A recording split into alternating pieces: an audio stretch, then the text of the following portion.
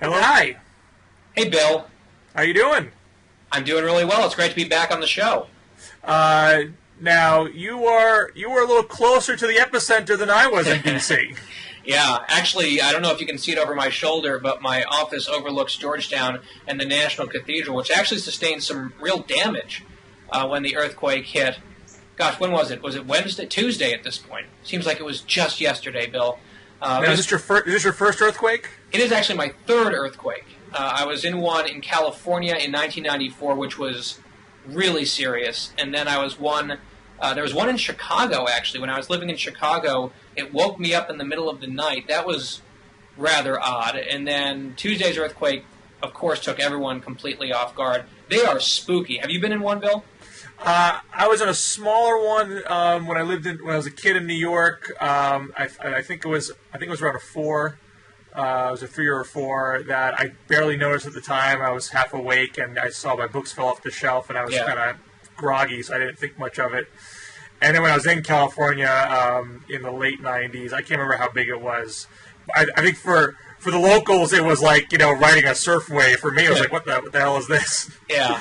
And then I remember set like the I was happy to leave that part of the country. The devastation in my office was 2 books fell off the bookshelf, and back home in my apartment, 1 painting or a photograph fell off the wall. So aside from that, it wasn't too serious. And thank God there were no real reports of injuries or anything like that. But still, being up on the 7th floor of a high-rise building when the earth starts to shake, it's unpleasant. I don't prefer it, though. Well, yeah, and a lot of the West Coast folks are mocking us East Coast folks for being soft about it. But the thing, if you're on the West Coast, all those buildings are seismically retrofitted. They've actually done a fair amount of work to prepare themselves for serious earthquakes. And the East Coast, for understandable reasons, doesn't put their money there because earthquakes don't happen as frequently. So a smaller earthquake is going to have a bigger impact on the East Coast than the West. True, although I think that the most entertaining thing about this particular earthquake was the Twitter feed that just blew up with everyone on the entire East Coast. Because you're in Massachusetts, right? A lot of people I had a friend in Boston who texted me, said that he felt it all the way up there, which to me is remarkable. Yeah, no, I have friends that felt it. I happened to have been in the car inducing a baby nap, and I missed it. But people here did feel it. Buildings shook, stores shook. People were a little freaked out. It was. It's not a tiny quake. 5.8 is not small potatoes. Especially here in Virginia, where it's just a couple hours away, the epicenter. So we've all survived, though, thank goodness, and we've lived to fight another day here on This Week in Blog. Well, the bigger global news this week, I think, has to be Libya, with Gaddafi effectively out of power, the entire international community recognizing the rebels as the official government. And certainly on the left, I think there's always been division about this particular mission, and it speaks to, I think, long-standing divisions on foreign policy that tend not to get exposed because we haven't had too many Democratic presidents lead military missions of major significance.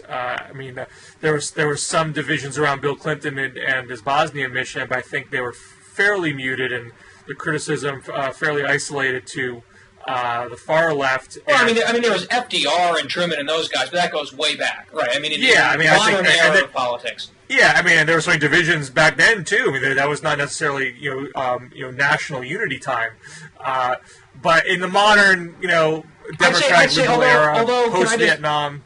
I would suggest, though, right? Because of course, LBJ and some of the Democrats who presided over Vietnam, there was massive disagreement and points of contention among members of both parties. I think World War II, as far as these things go, was relatively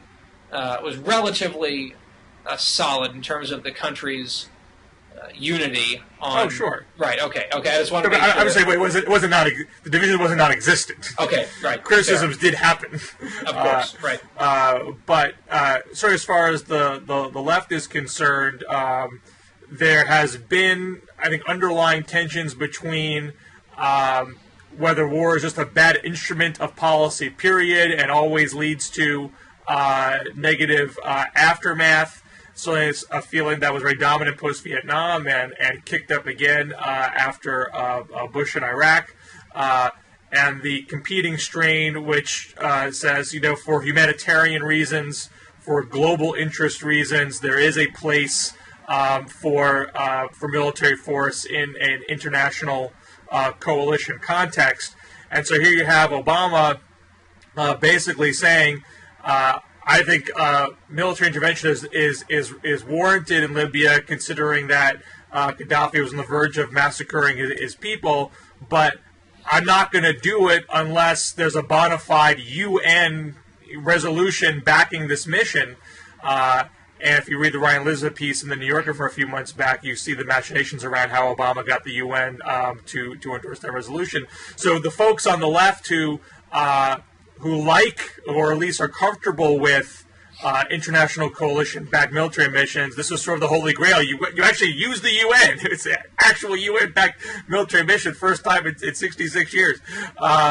And Michael Tomansky at the Daily Beast is sort of leading that charge now. He wrote out this week, Obama took a lot of stick for not being more forceful on Egypt in February, but he was right to be cautious. There are lots of stakeholders involved.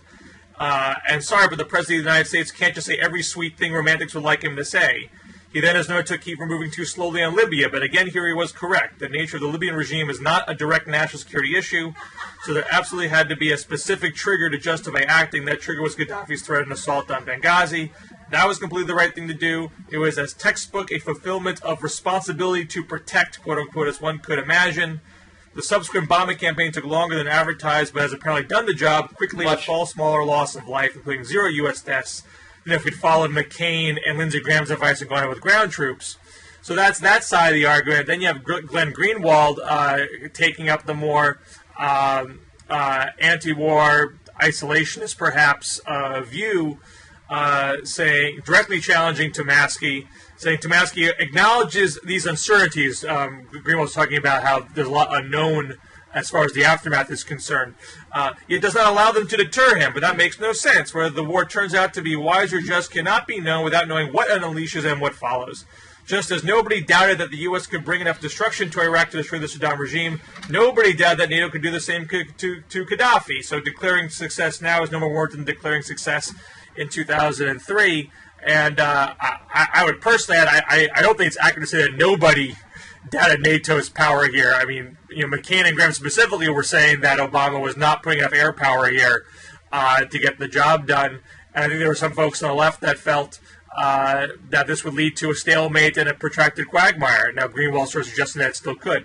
But I think and by the way, if I could just point out that I believe the word was days, not weeks. That was the term that the White House used to describe the duration of the air campaign, and of course now it's been 6 months. So I'm not casting stones, but I am at least sympathetic to the notion that it hasn't been just a very quick, tidy proposition. It just I could be mistaken, but I think that was reference to the UN component of the air campaign, not the success of driving Gaddafi out of power. Right, because Gaddafi, there was a lot of muddled language, I think, in terms of what the actual goal of the mission was. And I think a lot of the criticism on the right was, is this in the U.S. national interest? Because if it is in the U.S., vital U.S. national interest, then we don't need the UN. We shouldn't wait on anyone else. We should go in and do whatever it takes.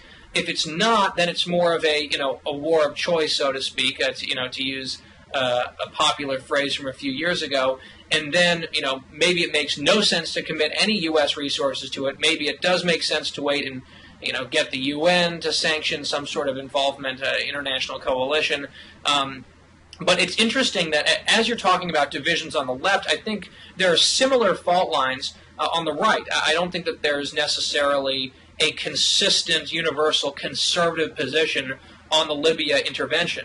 You have some people, and you've mentioned McCain and Graham, but even in the blogosphere, in the pundit class, a guy like Bill Kristol, of course, some of the more neoconservative elements have been pretty vocally supportive of dismantling the Libyan regime. And Gaddafi, we all agree, is just a horrible tyrant and a terrible person. And the whole little sub-story about Hugo Chavez might disagree with you, though. Well, yeah, he can go. He and I disagree on quite a few things, so I'm okay with that one.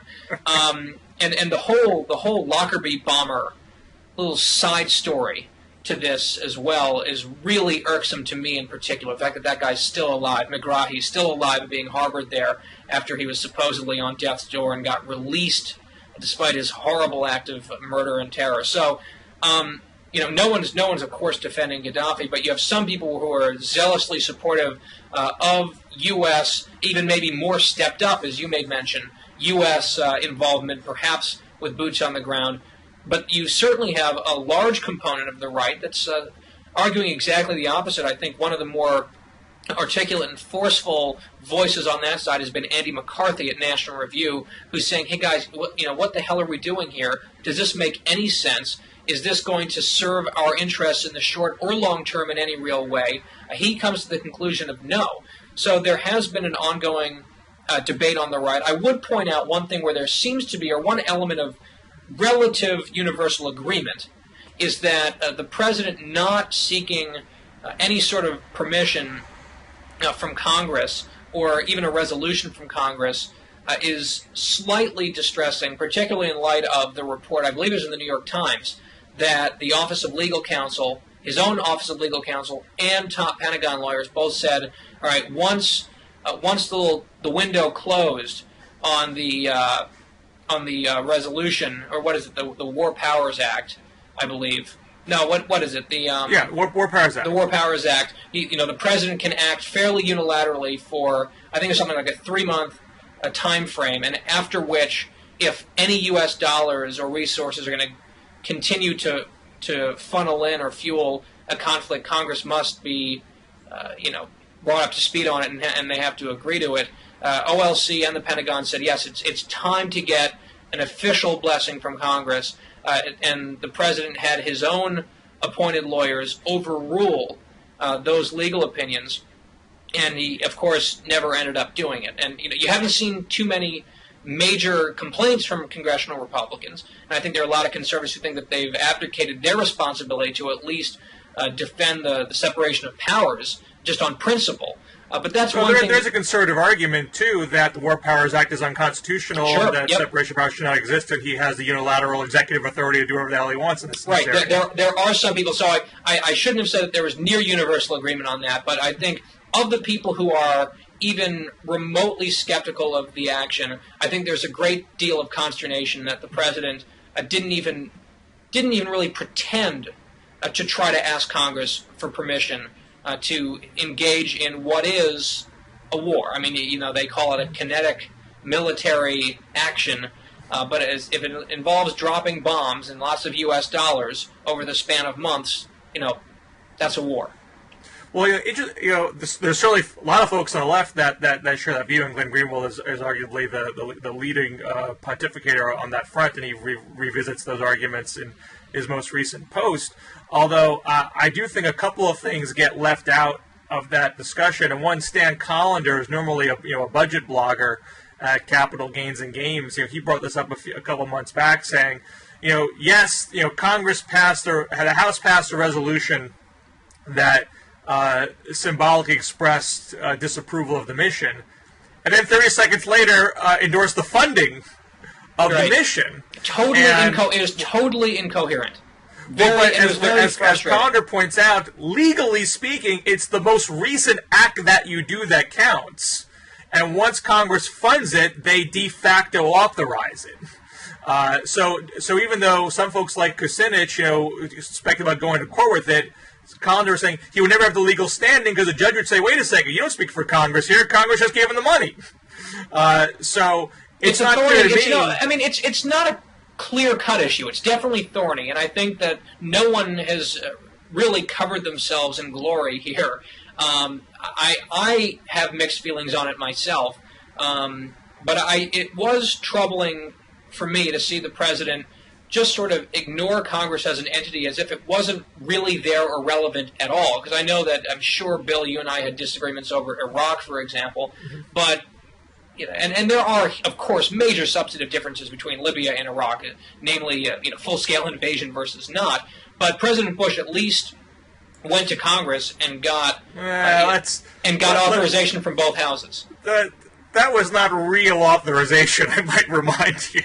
It was an authorization of the use of force, and that was not authorization for use of force immediately. That was a highly conditional, or superficially conditional, I'd say, blank check. Everyone knew several months before the actual hostilities occurred, before it was even known that the weapons inspectors couldn't find any weapons of mass destruction. And it's not like after they found the weapons of mass destruction, Bush didn't go back to Congress and say, "Hey, let me just double check with you guys to make sure you're still okay with this." All right, I think people knew what they were voting on there, but the fact is there was a vote. There was a vote on an Iraq war conflict. It passed both houses with bipartisan support and some bipartisan opposition, and there we are. So I mean, it's not an apples to apples comparison at all. But I think the people who were very, very deeply concerned and wringing their hands about an imperial presidency under George W. Bush, those same people on the right, and definitely on the left, should at least have sat up straight and say, gosh, maybe we should take a look at what President Obama is doing here by utterly bypassing Congress altogether and even ignoring the Office of Legal Counsel, which typically has the final say here, although he was within his letter of the law right to ignore their findings. Well, we don't need to go back and forth on this all day. So why don't we shift to the other aspect of Obama's week, which is his vacation. Yes. And you've sort of taken a unique posture about this, because he's got a lot of flack from the right saying that, how dare you go on vacation, war happening, earthquakes, economy is weak, and now he's gallivanting off to some luxurious vacation in liberal elitistville. But you had a different take on it. Well, look, it's a grand tradition in American politics for the opposition party to attack the president for taking vacations no matter where he goes. This is what they did it with President Bush all the time. I remember in Fahrenheit 9/11, Michael Moore had an entire section of the movie about, my God, look at George Bush, who's constantly on vacation. Isn't this horrible? My point was, I think that the golfing and the vacation jokes are overused, and sometimes they really do start to just sound petty and unserious. I have no problem with this president or any president taking reasonable amounts of time off to blow off some steam, to get some R&R, to recharge the batteries. Barack Obama happens to want to do it in Martha's Vineyard, which is an absolutely beautiful part of the world and the country. The Cape Cod and Islands area is fantastic. I have gone there very often myself, and I love it. And so the fact that floats his boat doesn't bother me in the least. It's a $50,000 a week mansion that he's renting, but he's renting it with his own money. Of course, the left likes to do some of their class warfare stuff, and the right chastises them for it. And then some people on the right turn right around and say, look at this big fancy vacation he's taking. Well, you know what? He's earned the money. He's written some successful books. He can afford to do it. God bless him. Go ahead, do it. Hit the golf course. And it's absolutely true that the presidency follows the president wherever he goes. So I think that there are a few little things about the vacation that I think have left a slightly sour taste in a lot of people's mouths. The fact that he and the First Lady flew up just a few hours apart, which cost thousands of extra dollars to U.S. taxpayers, that was a little odd. The fact that I'm curious to hear what you think about this, Bill, because one of the only criticisms I've had of the vacation is the president, of course, has been golfing quite a bit. He enjoys golf, and good for him. I don't golf at all, so he could definitely clean my clock. However, I found it interesting. There was a report in the Boston Globe that he was at one of the golf courses on Martha's Vineyard. I think it was Tuesday, might have been Wednesday, and there was one hole that's closest to like a public road, and there was a bunch of media cameras camped out on that road that had a pretty clear view of that hole. And rather than stopping and giving the media an opportunity to capture an image of President Obama, swinging the golf club on the golf course in the middle of all sorts of economic turmoil and that sort of thing, the president's golf party noticed the cameras and skipped the hole altogether. And, there's transparency arguments to be made that aren't particularly weighty, but I just find it, look, if you're President Obama, and you don't think that you should be seen playing golf, or that the media shouldn't record footage or take photos of you playing golf, then don't play golf. If you think that it's totally reasonable for you to be playing golf on your vacation, which I happen to agree with, then just tee off and you're not fooling anyone. That kind of bothered me a little bit because I think they were playing some cynical games there. I mean, you're not totally wrong. Clearly, there's concerns about image here because of all the flack that he's taking. They're putting out lots of pictures of Obama in meetings, having briefings every day, so right. to remind folks that he is still doing his job. He's not just completely off the clock. So, is that an overly sensitive reaction to that dynamic? I mean, I imagine people probably wouldn't even care all that much if there was a photo of him golfing.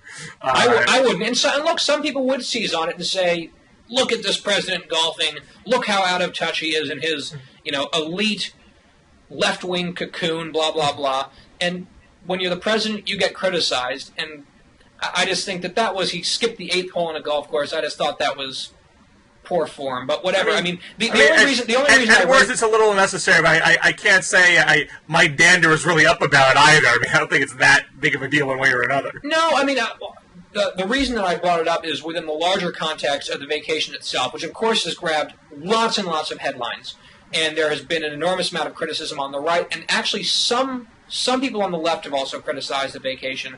I had taken a little bit of an alternate view than a lot of my colleagues on the conservative side of things, because I really don't have a problem with it. But as long as we are nitpicking about a vacation, there were a few things that rubbed me the wrong way. That's all I was trying to say. I mean, I think the ability, because again, these attacks happen for every president takes a vacation, regardless of circumstance. The only time they're ever going to have any traction, if there is an underlying sense that a president is just not doing his job, right, and is absentee, and Republicans might feel like they have an opening of an argument there because the economy has been stuck, and there's lots of finger pointing to go around about whose fault that is. Republicans obviously want to blame the president for that, or the president would say it's you guys in the House are not letting me pass legislation. Yeah, he sure will. He says that a lot, and rather unpatriotic of those awful House Republicans for not agreeing to all of his wonderful. Many of them heretofore unknown plans, but be that as it may, go ahead. Be as it may. I think as a general matter, people don't think Obama is an inactive president. He has done a lot of things. You may not like those things, but things have been done. That's another contradiction that I've seen a lot on the right, which is, conservatives. And I understand the argument where they're saying, okay, where's your plan, Mr. President? Because he's gotten very good at issuing veto threats against plans that he doesn't like. And Republicans have, for example, put together a budget. Senate Democrats haven't done that in something like 850 days. So there is this hue and cry on the right to say, okay, Democrats, let's get your skin in the game. Let's see your specific plans so we can essentially criticize them the same way you've been criticizing our specific plans. But then when the president, whenever he does put together a plan, we don't like the plan and we criticize it. So it's like, show us your plan. And then he, in some cases, in other cases he doesn't, but in some cases, okay, here's my plan. We say, well, it's a terrible plan. It's politics. It's right. Definitely politics, and I think that, Well, I don't think that tack works as well when there's a general impression out there that Obama is a pretty busy guy, and I think the same way the left tried very hard to make Reagan pay a penalty for his vacations and Bush Jr. pay a penalty for his vacations. But both those presidents, in the end, were pretty busy. They did a lot of things, and liberals didn't like those things. But it was hard for those. Every president is pretty busy. I mean, let's just be honest. You could make an argument that Bush Sr. was not particularly busy. Post Gulf War, kind of mailed it in, and there certainly was a perception of that he was mailing it in, and that really hurt him at the end of the day when the economy did tank, and it seemed like he was inactive on it. Now, this president is certainly very busy when it comes to giving speeches and press conferences, and I think that we have another very exciting, innovative speech about, I'm sure, an infrastructure bank coming up in early September. So I've already marked my calendar. I've got my popcorn ready to go, and I'm just waiting for the economy to be saved because I can't wait.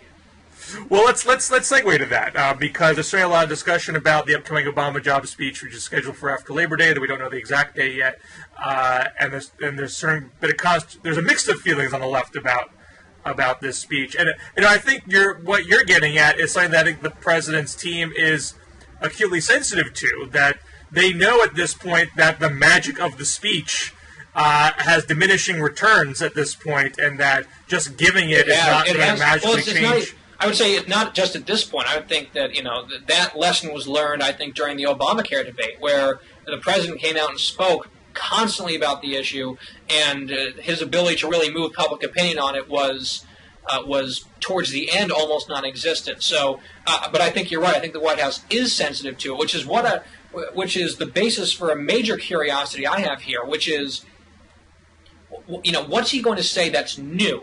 If you watch David Axelrod, I think on CNN with Candy Crowley on Sunday, he said a lot of what the speech is going to entail are things that we've heard before. The payroll tax cut extension, an infrastructure bank, expanding unemployment benefit eligibility window, and those sorts of things, and a patent reform. I think that is Axelrod trying not to, get ahead of his president's own news. Right. If he told you 2 weeks in advance what the new stuff was going to be, it wouldn't be very newsy when he gave it. Of course.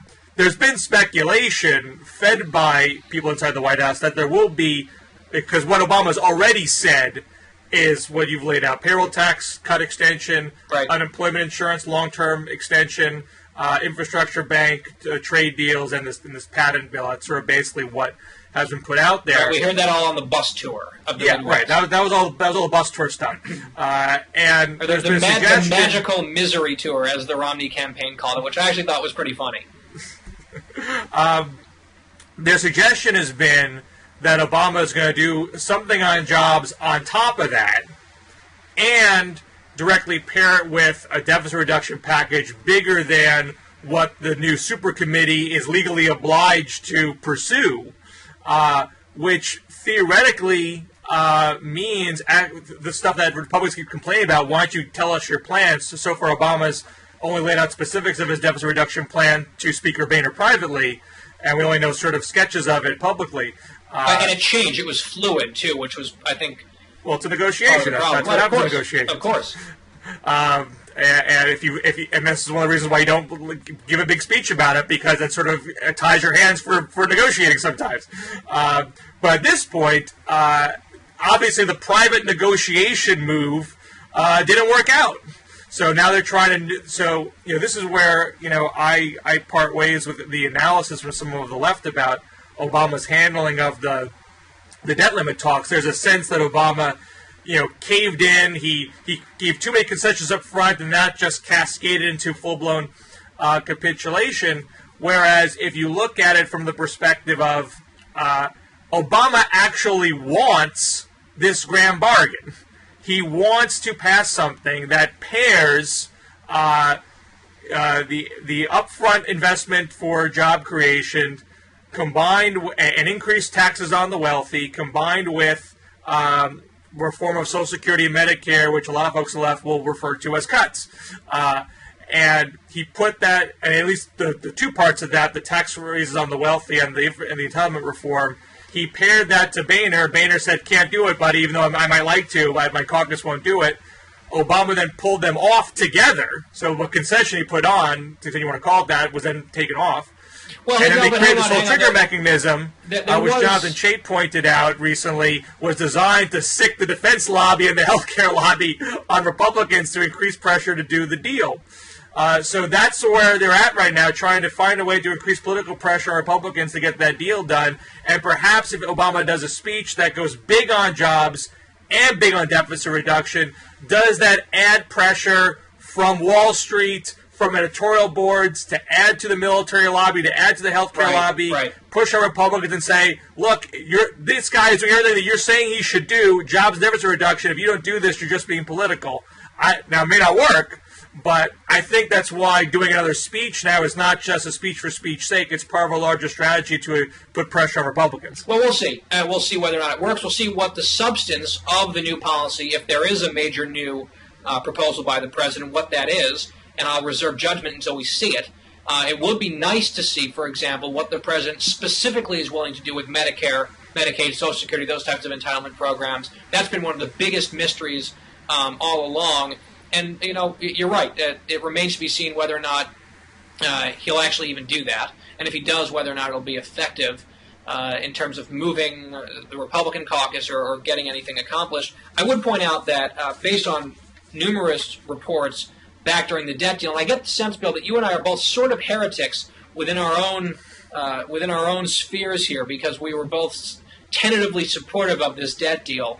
And I know a lot of the strong conservatives despise the debt deal. I know a lot of people on the left also viewed it as a complete capitulation.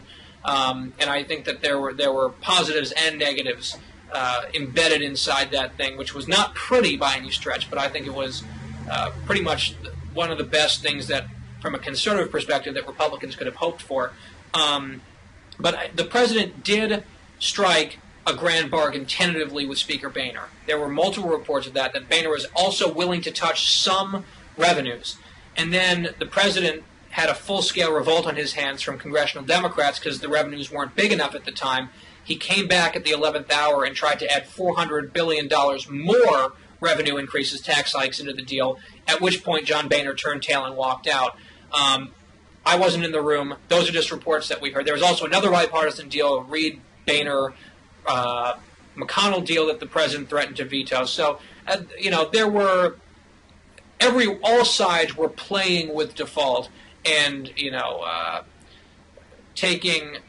making significant political calculations throughout the whole thing. I don't think that was unique to congressional Republicans or to the White House. But I think both sides have to count heads. I mean, it's one thing to do a deal but with two people in a room. It's another thing to make sure you have the votes for it. That's right. And if the votes weren't there at that moment, again, we don't know exactly what was said or what the head counting was.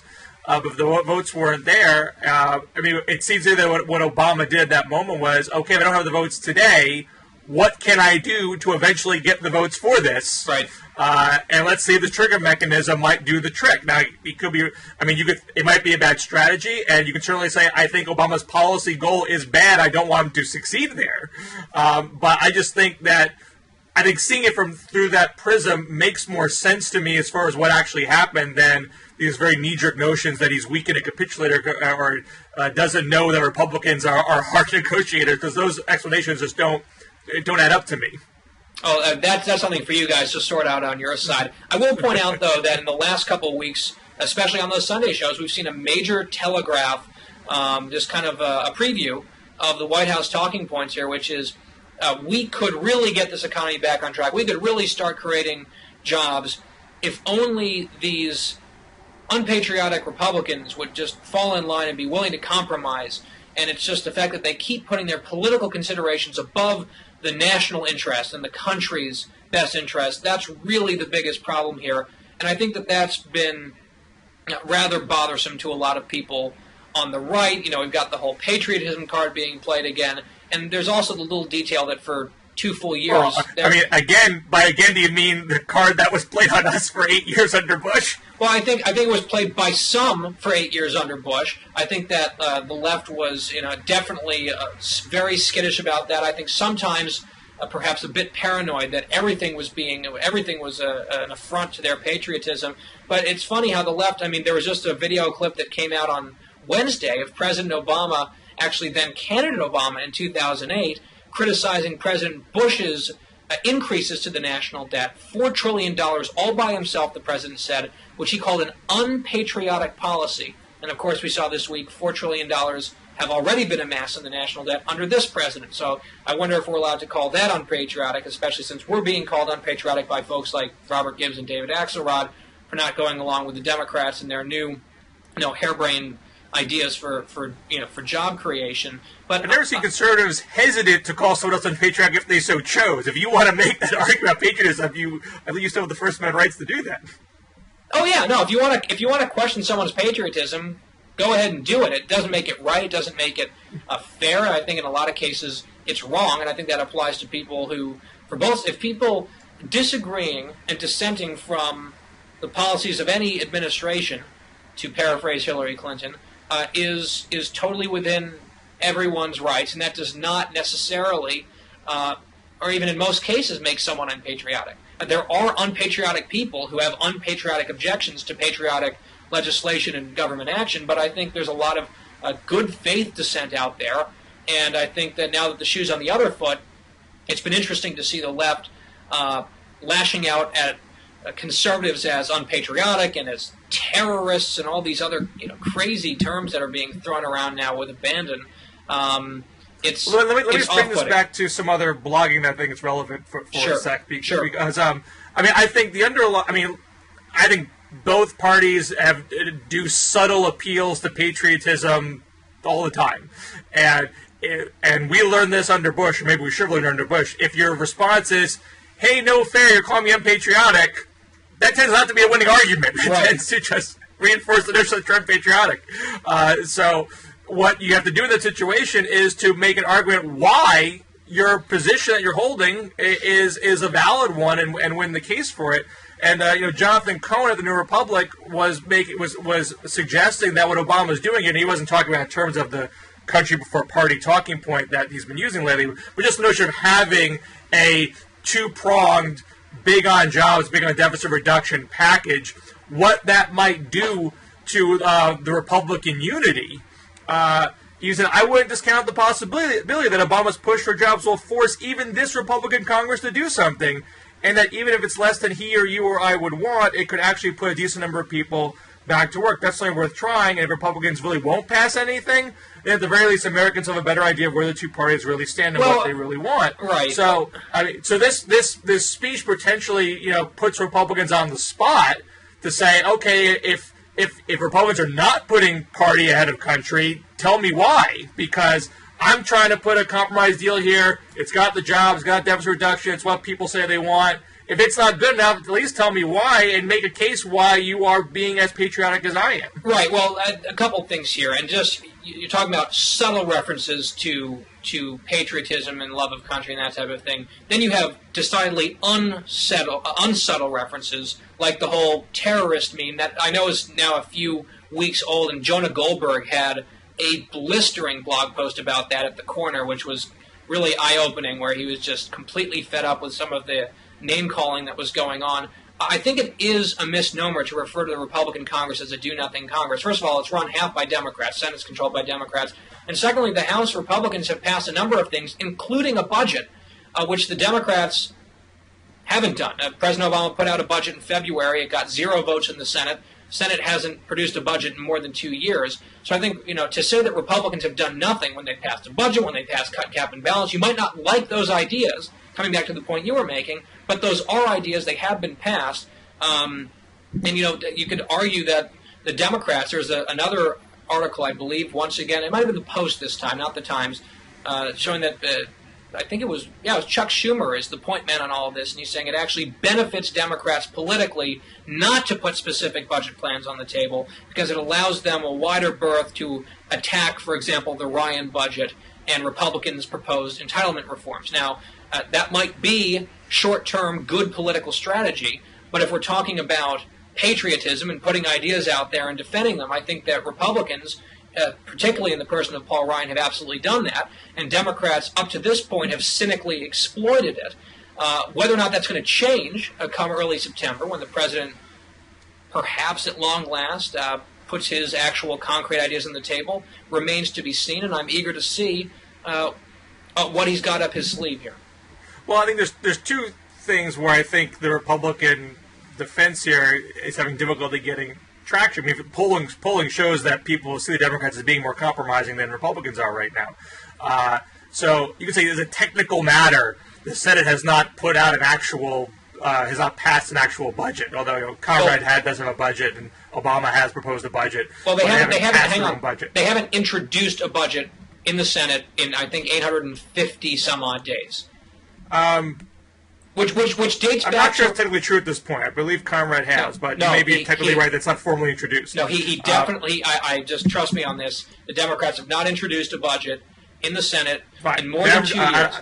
Dating back, and can I point out also that Democrats, because this goes back to the heart of the point that a lot of liberals have been making, which is let's blame this on Republicans and intransigence from the Republicans, how they're unwilling to compromise.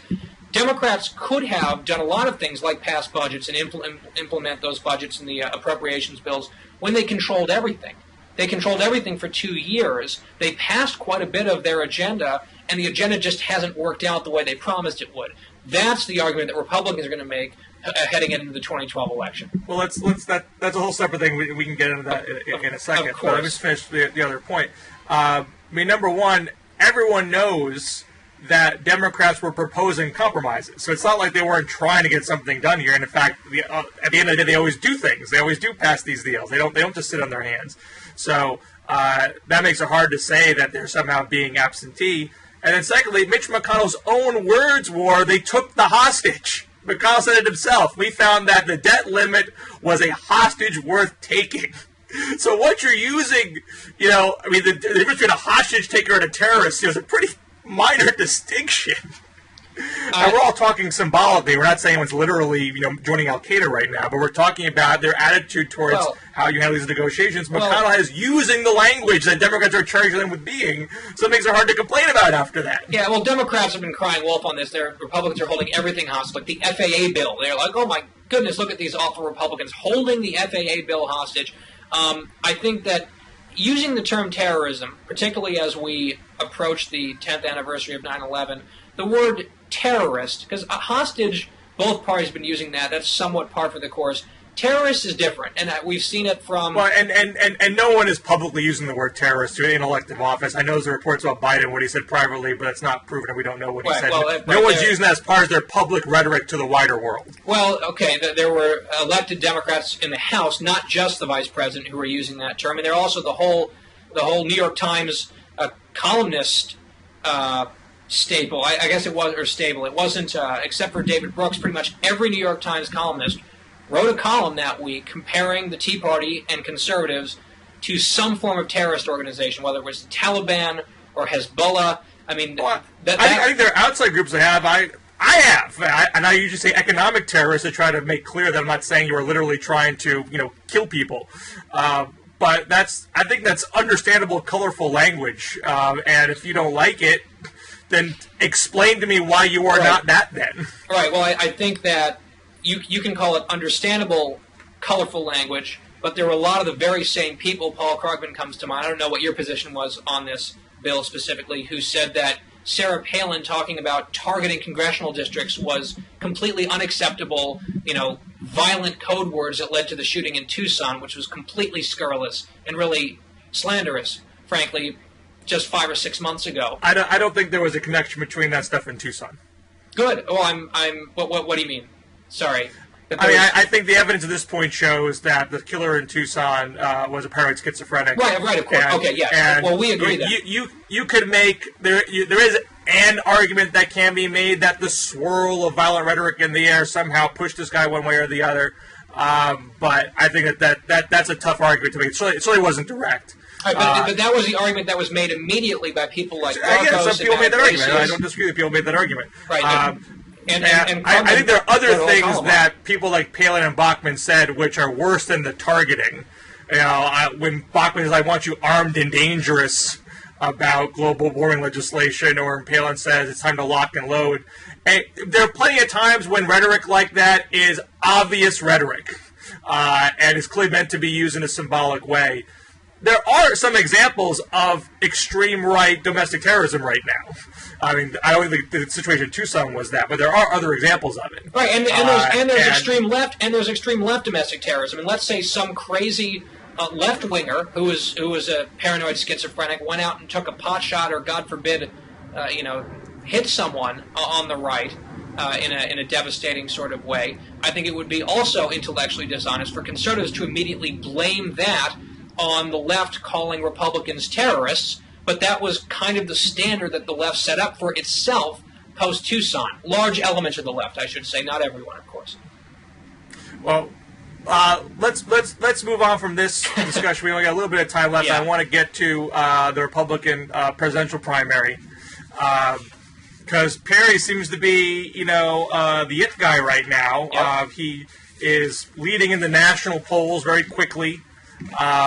It seems like he has, forced the Romney campaign to reassess, and he sort of boxed Bachmann out. I mean, this is an argument that Jonathan Chait made, that he seems to sort of have just overwhelmed Bachmann, scooped up that conservative vote to be the main conservative standard bearer. But you're certainly seeing on the left people looking for solace that he has plenty of vulnerabilities that can't be taken down. Greg Sargent at the Washington Post speculated, does the Perry campaign have any strategy at all to deal with the fact that a whole host of extreme views that would seriously complicate his general election chances are right there in black and white, right under his own byline? Talking about Social Security Medicare being unconstitutional, suggesting that the income tax amendment to the Constitution should be repealed, direct election of senators should be repealed. In an older book, he compares being gay to being an alcoholic. And Sargent goes on to say that the new talking point, that his most recent book was not intended to be about a path forward. To look back, not a path forward. But he notes the book did contain policy prescriptions, and Perry himself cited the book recently as something that should be read as his blueprint for the future. And Paul Waldman adds to that at the American Prospect that Perry has yet to sit down for any kind of formal interview with a TV or print journalist where he'd actually be faced with some serious follow-up questions about these sorts of issues, and we don't know how well he's going to perform under those circumstances. So I guess my question to you is there any undercurrent of concern that the initial Perry boomlet can't sustain once he's in the national media spotlight for a longer period of time? I think there is some concern over that. You see Jennifer Rubin at the Washington Post has raised some questions. Some people who, of course, support other candidates in the race are more than willing to raise some red flags about Rick Perry. Overall, though, I think there's not an enormous amount of reticence among most conservatives. There's been some very good, I think, comprehensive defenses of Rick Perry's record and explanations of Rick Perry's record in Texas from guys like Kevin Williamson at National Review, Joshua Trevino, who's active on Twitter, who's involved with a nonprofit down in Texas, a conservative kind of think tank type group. I think that what you're seeing on the right is, I think in some ways the left is going to come after, let's say Rick Perry's the nominee, which is of course not a settled question at all, although it wouldn't surprise me at this point if he were the nominee. The left can come after him using past statements and try to paint him as a radical and those sorts of things, and go after his character, which is what they had suggested they would do with Mitt Romney in that Politico piece 2 weeks ago, saying they're going to come after him as weird and rich and aloof and that sort of thing, make it a character-based election, which I think, of course, underscores the point that Barack Obama can't run on his record because it's so disastrous, and he's going to have to, slash and burn the Republican candidate and disqualify his opponents, which he's done in the past. He's been very good at it, actually. But, it's kind of a departure from his hope and change, stick to the issues, high-mindedness of 2008. That's going to be a different campaign, of course, in 2012. I think what conservatives are going to do is focus on Rick Perry's record in Texas. This is not some mysterious cipher like some may have argued Barack Obama was, who was kind of a backbencher for years, and he vaulted into the political stratosphere and became president of the United States. Rick Perry has been the governor of one of the largest states in the union for a decade. He's got a long record, which is a positive and a negative. It's an attribute, I think, when it comes to a lot of the policies and results that have come out of Texas. But, of course, there's a lot then there for criticism. There's a lot of material, a lot of fodder. So I'm sure the left will exploit that. I'm sure a lot of people in the Republican primary, his opponents, will try to exploit that. I think the left can say, gosh, look at Rick Perry's statement a few years ago about gay people in some book. Or, boy, I wonder what Rick Perry's views on evolution really are. And I think Rick Perry and his defenders will come back and say, hey, let's take a look at Texas' economy. Let's take a look at the job growth in Texas. And the left can try to discredit the job growth. It doesn't really count. It's not really Rick Perry's doing. He doesn't deserve credit for it. I think that's going to be a very tough argument to make to the American people. And frankly, it's one that I think a lot of Republicans and conservatives are spoiling to have. So the upshot is not a great amount of concern on the right. People are on the right are largely excited about the Perry boom. Yeah, and I think that there are some people, and where the disagreement is, that there's been a lot of stories in the last couple of weeks about how conservative opinion elites still aren't satisfied with the full field. There was the Paul Ryan rumors. There's always that persistent Chris Christie rumor, buzz about some other people. George Pataki. I'm sure everyone's excited about George Pataki. Look, I like George Pataki. I've met him. I kind of buddies with his son. I have no idea what the rationale for a Pataki presidential run is. None. So that's kind of been a running joke actually among a lot of righties. But to get back to your other question, I think that the 99% of the conservative movement, the Republican Party, would happily fall in line and rally around Rick Perry. The question is Barack Obama almost destined to be a one-term president, or is he almost assured to win re-election? And there are major differences in opinion on that question, which has... Well, both of those sides are predetermined. So if it's predetermined either way, I guess it doesn't matter who you nominate then, right? That is, I think, one of the things that needs to be taken into consideration by Republican voters. I happen to think that Barack Obama is at least as likely to get reelected as he is not. Therefore, the nomination matters. Who you nominate could make a difference. Absolutely. And I'm not going to name names because I know I play coy and I get a little cagey here because I have to cover all these people for the next year. Or certainly 6 months, so I don't want to really tick anyone off by naming names. But I think that there are people, hypothetically, if nominated, who would get, would have Barack Obama would wipe the floor with them, and there are others who I think would have a very, very robust chance of taking down Barack Obama. So who the Republican nominee is absolutely does matter, and I do not buy into a Republican cardboard cutout could beat Barack Obama. That grossly underestimates his skills as a fundraiser and as a campaigner, which are two of his greatest skill sets in life, frankly. And I think anyone who forgets how successful he was in 2008 in the nuts and bolts of running a presidential campaign is just fooling themselves, totally kidding themselves. I think it's reckless and the wrong mentality to have. I mean, I'm obviously outside the conservative movement here, but it seems like there is a pretty considerable strain of pragmatism amongst the conservative, what's conservative movement elite or conservative rank and file based voters, where you're not seeing Herman Cain or Rick Santorum or Gingrich get any kind of serious traction. There's a sense that these guys can't win. Even Palin, polls really poorly considering how much name ID she has. Because there's a sense that even if you love her, you think she's fun to have around, that she just can't win. Right. Bachmann seems to have a ceiling on her support for similar reasons.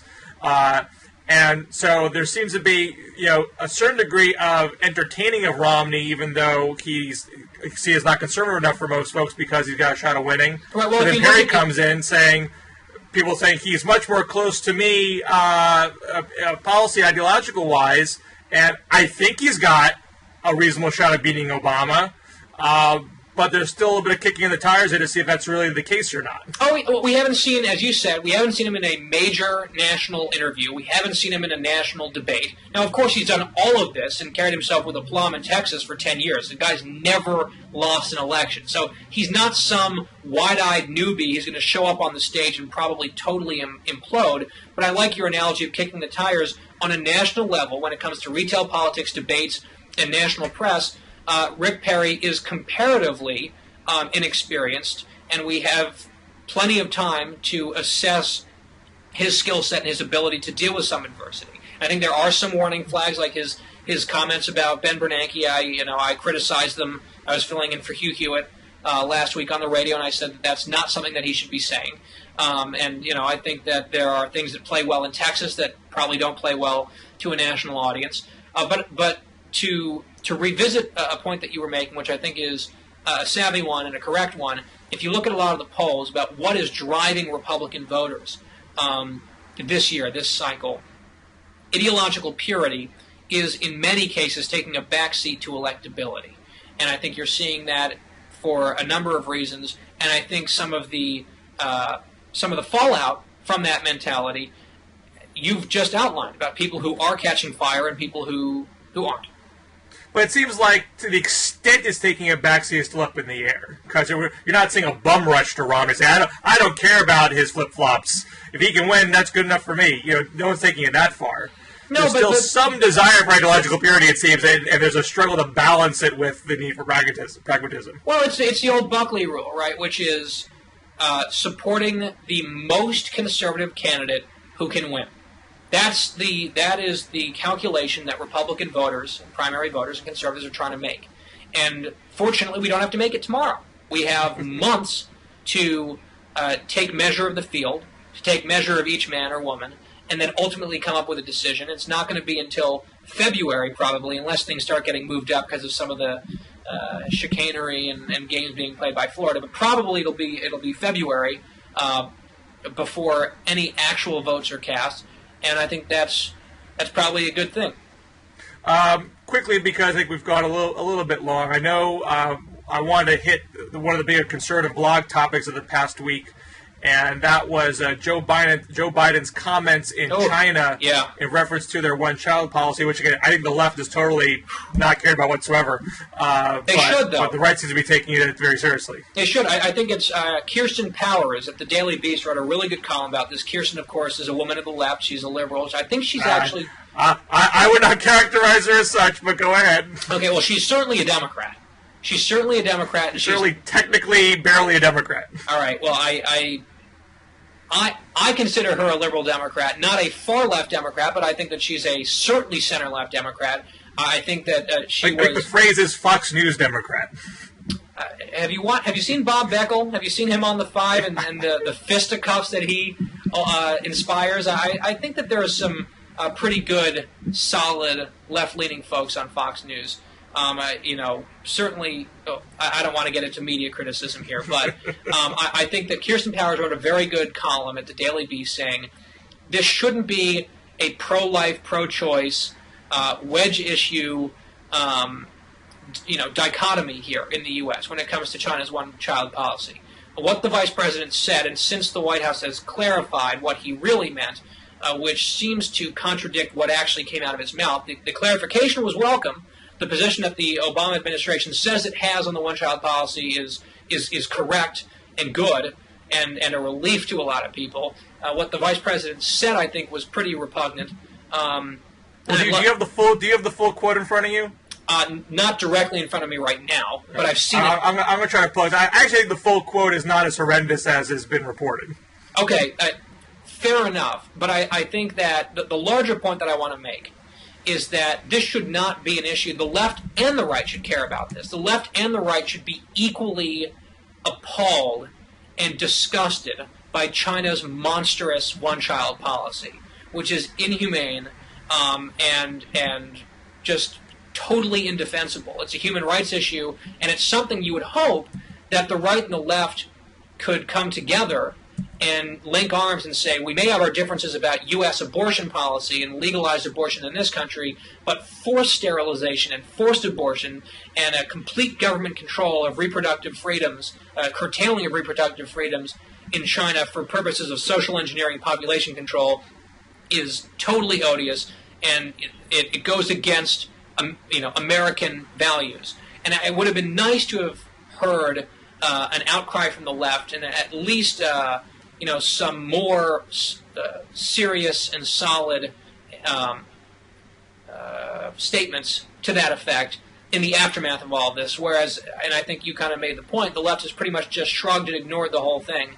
That was disheartening to me. Well, I mean, I think your underlying point, that the left should agree with the right on forced sterilization. The left does agree with that. I mean, the mantra of the pro-choice movement is choice. So there is no there's no daylight there. And I'm sorry, I'm trying to get the actual. Sure. Here we go. So this is what Biden said in China. As I was talking to some of your leaders, you share a similar concern here in China. Talking about debt. You have no safety net. Your policy has one which I fully understand. I'm not second-guessing, of one child per family. The result being that you're in a position where one wage earner will be taking care of four retired people. Not sustainable. So hopefully we can act in a way on a problem that's much less severe than yours, and maybe we can learn together from how we can do that. Now, he's not explicitly making the moral argument against the policy there. He should have, though, right? I mean, well, because here's the thing. He didn't just not make the moral argument against the policy, which I think he should have. At the very least, he should have kept his mouth shut and not brought it up. He went a step further and said he totally understands it and wouldn't second-guess it. And I think that's where he really got into trouble. He should second-guess it.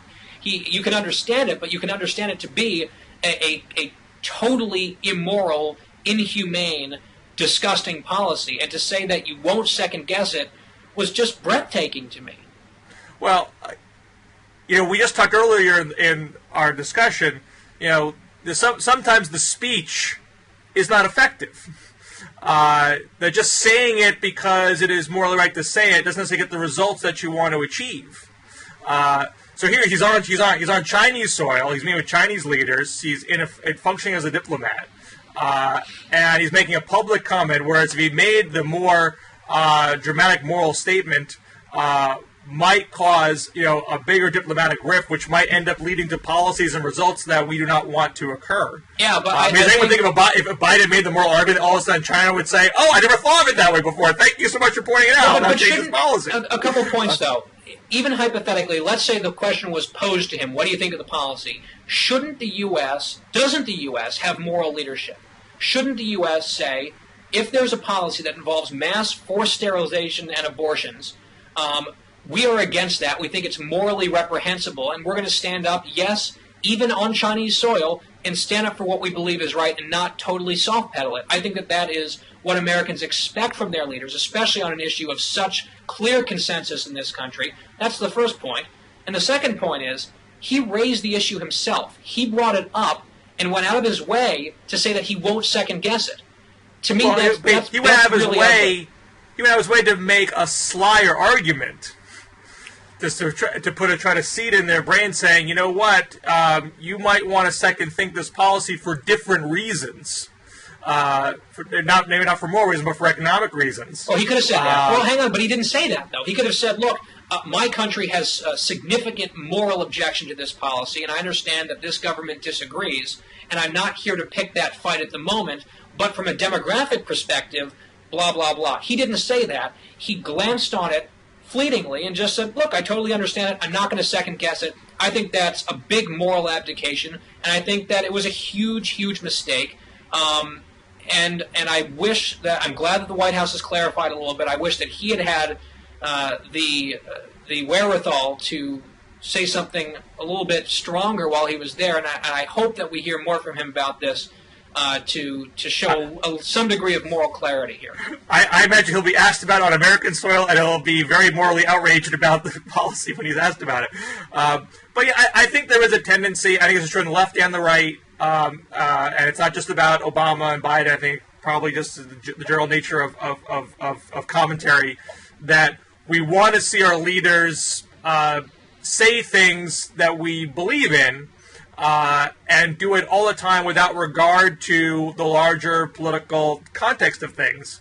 And that's not always the way that policy achievements get made. Sometimes it is, but sometimes quieter diplomacy gets the job done, and more blunt talk can push people apart. It just depends on the circumstances. Yeah, but at a certain point, if the vice president, as the White House clarification states, if the vice president finds the policy repugnant, he should be willing to at least show some disapproval of it, even to the directly to the Chinese face. If he really finds it deeply repugnant, at the very least, just keep your mouth shut about it, rather than say something like, "I'm not going to second guess." It's like Vice President Nixon going over in the 50s to the Soviet Union saying, "Look, I totally understand that you guys have gulags, and I'm not going to second guess the necessity of gulags existing." I think there would have been a national outcry because there was a broad consensus among Americans across the political spectrum that Soviet gulags are a really terrible moral wrong in the world,